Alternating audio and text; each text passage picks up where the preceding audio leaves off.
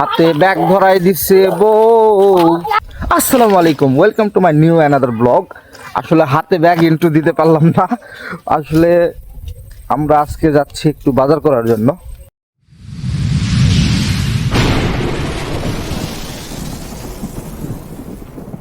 তো সকাল সকাল বাজারে বের হয়েছি, কি কি বাজার করব না করব বুঝতে পারতেছি না। মানে ঘুম থেকে উঠছি, ঘুম এখনো শেষই হয় নাই।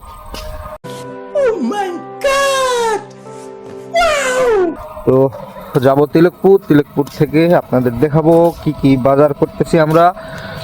বেশ কিছুদিন হলো বাজার করি নাই, বাড়িতে গেলাগালি মানে বেরিয়ে গেছি একটা অবস্থা। আগে আগে হাঁটতেছে আর আমি যাচ্ছি পিছে পিছে। তো এই যে কিছু বাদর, আপনারা একদম ব্যস্ত বাদর দেখবেন, মানে একেবারে অরিজিনাল বাদর, যেই বাদরের জাতি আলাদা।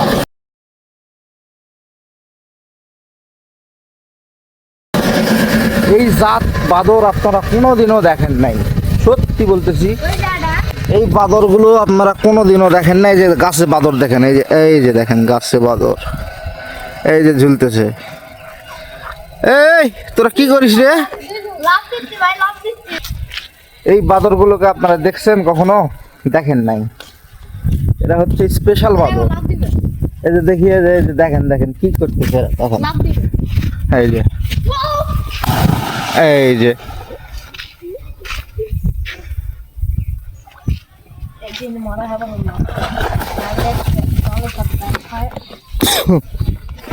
ঠান্ডা লেগে গেছে।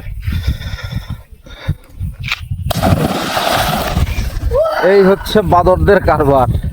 তো চলুন আমরা বাজারে যাই, বাজারে গিয়ে দেখি কি কি পাওয়া যায়। হাতে ব্যাগ ধরাই দিচ্ছে বউ, আর ব্যাগের ভিতরে আছে তেলের বোতল। তো চলেন যাই, দেখা যাক কি পাওয়া যায়। গাড়ি আসছে।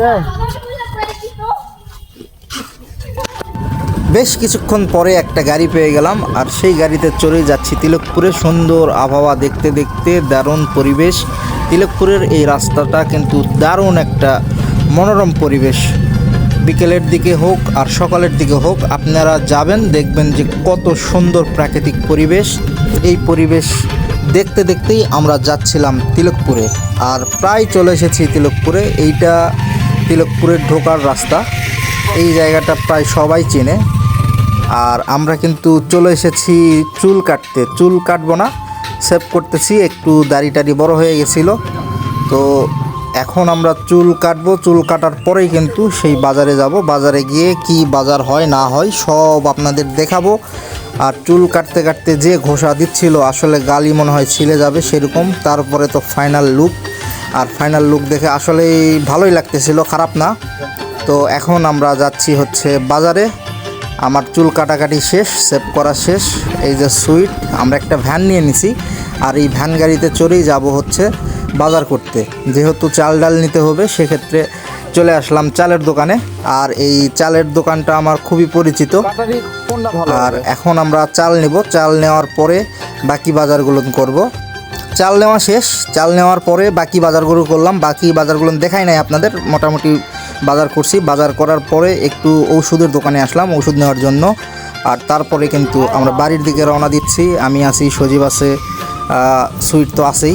সুইট হাতে ডিম নিয়ে চুপ করে বসে আছে। আর এই তো আমাদের বাজার শেষ করে বাড়িতে চলে আসলাম। তো ফাইনালি বাজার করে চলে আসলাম বাড়িতে। আর আপনাদের দেখাই কি কি বাজার করছি।